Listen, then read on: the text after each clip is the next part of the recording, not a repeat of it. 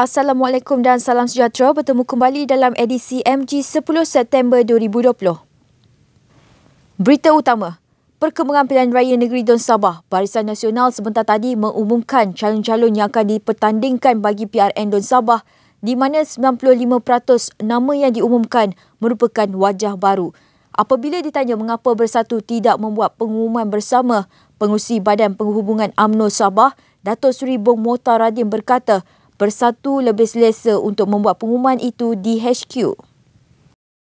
Bekas Ketua Menteri Sabah Tan Sri Musa Aman juga didapati tiada dalam senarai calon yang akan bertanding mewakili BN. Dalam pada itu, Majlis Pengumuman Calon Pakatan Politik diterajui Parti Warisan Sabah Warisan, iaitu Warisan Plus, tidak dihadiri penyokong PKR.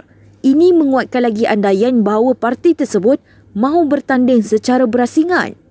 Tambahan, PKR mengumumkan akan bertanding di 14 kerusi DUN pada pilihan raya negeri PRN Sabah ke-16 yang akan berlangsung pada 26 September ini.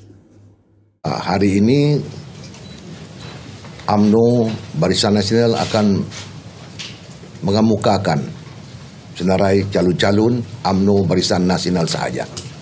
Dan saya telah meminta Presiden parti komponen masing-masing, iaitu PBRS dan juga MCA, untuk membuat visi yang sama untuk memaklumkan calon-calon mereka nanti. Jadi hari ini saya cuma ingin maklumkan calon UMNO Barisan Nasional yang bertanding di beberapa kursi yang telah kita mengutamatkan. 31. Beralih ke berita nasional. Dokumentari kontroversi Logout in Malaysia Lockdown terbitan Al Jazeera disenarai pendek untuk anugerah laporan coronavirus oleh One World Media 2020. One World Media yang berpangkalan di London mengumumkan dokumentari itu sebagai satu daripada 12 penyertaan yang terpilih daripada lebih 400 penyertaan dari 68 negara. Senarai akhir akan dipilih oleh juri-juri berpengalaman dan pemenang akan diumumkan pada 22 Oktober. Dokumentari tersebut disiarkan Julai lalu, mengundang pelbagai reaksi daripada rakyat Malaysia yang mendakwa terdapat banyak maklumat disiarkan berbentuk provokatif. Menteri Pertahanan Ismail Sabri Yaakob juga mengkritik Al Jazeera dan menuntut permohonan maaf. Mendakwanya sebagai memberi gambaran salah berkenaan cara kerajaan mengendalikan isu warga asing tanpa dokumen ketika penularan COVID-19. Wilayah Persekutuan perlu ada pengurusan air sendiri. Menteri Wilayah Persekutuan Tan Sri Anwar Musa telah pun membawa cadangan itu ke mesyuarat Kabinet semalam dan kajian kini dilaksanakan Kementerian Wilayah Persekutuan. Beliau berpendapat pelbagai manfaat akan diperoleh sekiranya wilayah persekutuan mempunyai badan pengurusan air sendiri dan tidak bergantung kepada pengurusan air di Selangor sahaja. Dengan adanya badan ini, Tan Sri Anwar berkata, wilayah persekutuan boleh menguruskan konsesi air sendiri, malah membeli air mentah atau memproses air kerana wilayah persekutuan mempunyai banyak sumber air seperti tasik dan sungai. Tadi dalam mesyuarat pos kabinet untuk membuat susulan, kerana kita merasakan wilayah persekutuan adalah pengguna air antara yang paling banyak, ya. Baik di Kuala Lumpur ataupun juga di Putrajaya juga semakin meningkat.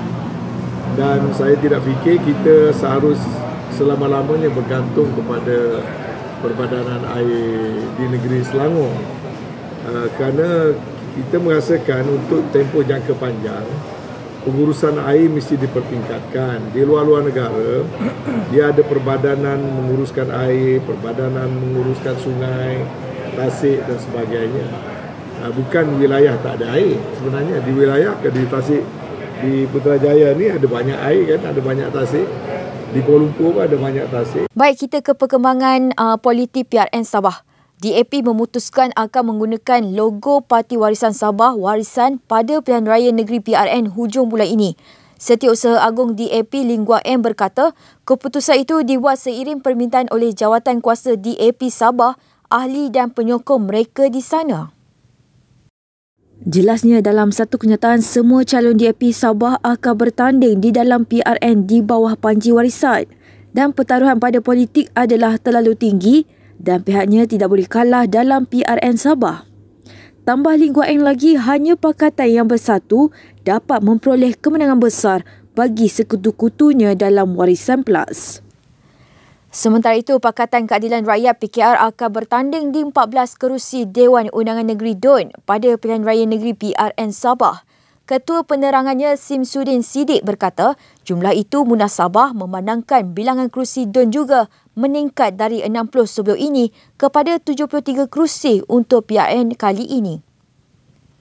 Menurutnya, dalam satu kenyataan, jumlah itu dimaklumkan ketika rundingan terakhir PKR bersama Parti Warisan Sabah membabitkan Datuk Seri Muhammad Syafiq Afdal dan pemimpin tertinggi PKR sebelum ini. Kehadiran PKR di Sabah bukan perkara baru. PKR sudah pun bertanding 3 kerusi parlimen di Sabah pada pilihan raya sulung iaitu tahun 1999. 14 kerusi DUN yang akan ditandingi PKR itu adalah di Api-Api, Inanam, Tempasuk, Tamparuli, Mantugong, Klias, Sok, Kemabung, Segama, Limbahau, Sungai Manila, Membakut, Pintasan serta Petagas. Bagaimanapun, PKR Sabah tetap akan menggunakan logo sendiri pada PRN akan datang, walaupun DAP mengumumkan bahawa parti itu akan bertanding menggunakan logo warisan. Perikatan Nasional PN yakin kerjasama bersama parti di Sabah membolehkan gabungan itu berupaya mengambil alih tampuk pemerintahan kerajaan negeri itu pada PRN Sabah 26 September ini. Setiausaha Agung PN Datuk Seri Hamzah Zainuddin berkata, apabila pakatan itu dibentuk awal tahun ini, antara yang pertama menyertai gabungan itu adalah Presiden Parti Solidariti Tanah Airku STAR, Datuk Dr. Jeffrey Kittingan. Beliau mengucapkan terima kasih kepada Parti Progresif Sabah SAPP kerana turut menyertai PN. Jelasnya lagi, beliau bangga PN kini dikenali rakyat dan mengetahui bahawa PN yang memerintah negara pada hari ini sekaligus membuktikan pemerintah mereka bukan benda main-main. Beralih ke berita luar negara, Presiden Amerika Syarikat Donald Trump dijangka mengumumkan penarikan pasukan tenteranya di Afghanistan dan Iraq. Ketika ini, beribu-ribu tentera US memburu pejuang jihad yang semakin meningkat berikutan serangan kumpulan yang didakwa didalangi kumpulan puak pro-Iran. Serangan bom dan roket kini memberi tekanan tambahan kepada Perdana Menteri Iraq Mustafa Al-Kadhimi yang sebelum ini berjanji akan mengekang kumpulan militan dalam usaha mengurangkan kehadiran tentera US di negara berkenaan. Dalam perbincangan Washington dengan Akademi bulan lalu, Trump memberitahu tentera US akan meninggalkan Iraq, namun beliau tidak menetapkan tarikh pengunduran atau usaha mengurangkan pasukan berkenaan. US kini sudah mengurangkan kekuatan tenteranya di Iraq dalam beberapa bulan kebelakangan ini ketika tentera Iraq mula mengambil alih lebih banyak peranan dalam pertempuran dan latihan dari pasukan asing. US mengerahkan ribuan tentera ke Iraq pada 2014 untuk memimpin tentera bersekutu dalam campur tangan ketenteraan bagi memerangi kumpulan pengganas IS di negara itu. Beralih ke berita sukan, Jurgen Klopp mengalihkan tumpuan terhadap Chelsea dan Manchester City mengenai perbelanjaan pembelian pemain. Pengurus Liverpool itu hanya sekadar membawa masuk seorang pemain ke dalam skuad yang menang gelaran Liga musim lalu.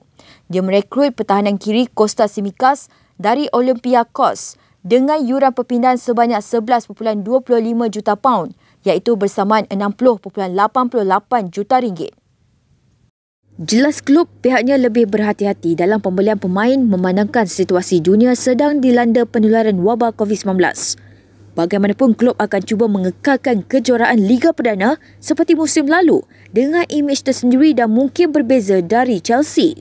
Sebelum pandemik COVID-19, Chelsea sudah pun membeli Timo Werner yang merupakan pemain dalam perhatian Liverpool sebelum ini. Manakala City pula telah melengkapkan dua perpindahan besar dengan mendapatkan Nathan Ake dan Ferran Torres serta dalam perancangan untuk menambah seorang lagi pertahanan baru dan telah dikaitkan dengan bek tengah Napoli, Kalidou Koulibaly. Baik, sekian dahulu buat masa ini. Teruskan layari portal Malaysia Gazette di www.malaysiagazette.com untuk info terkini. Saya Nur Aini Johari untuk edisi MG.